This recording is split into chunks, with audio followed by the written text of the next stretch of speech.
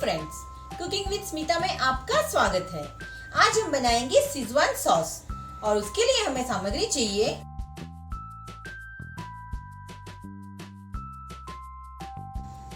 Schezwan sauce बनाने के लिए हम सबसे पहले तेल गरम होने रखेंगे। सिजवान सॉस में तेल ज्यादा लगता है। हमने 4 टेबलस्पून तेल लिया है। जब तेल गरम हो जाए तब हम उसमें गार्लिक ऐड करेंगे, जिंजर ऐड करेंगे और इन दोनों को 1 मिनट तक सौते करेंगे।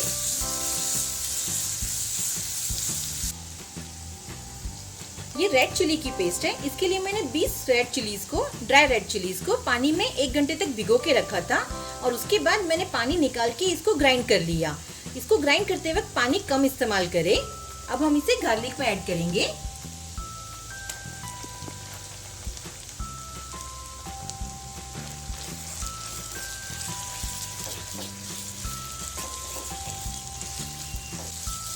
इन तीनों को हम तेल के अलग होने तक पकाएंगे। इसके लिए 2 से 3 मिनट लगेंगे।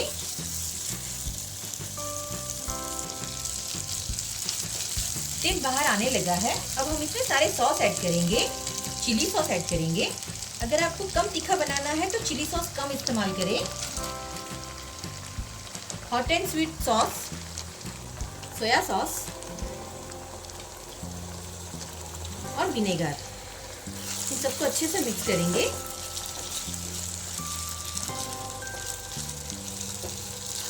इसमें से बहुत अच्छी खुशबू आने लगी है। अब हम इसमें सॉल्ट ऐड करेंगे, शुगर ऐड करेंगे और MSG ऐड करेंगे। अच्छे से मिक्स करेंगे।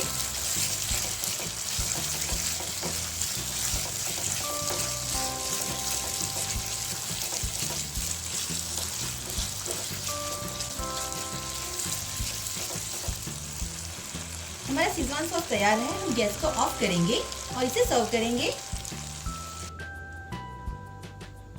सिजवान सॉस को 10 से 15 दिन तक फ्रीज में स्टोर कर सकते हैं।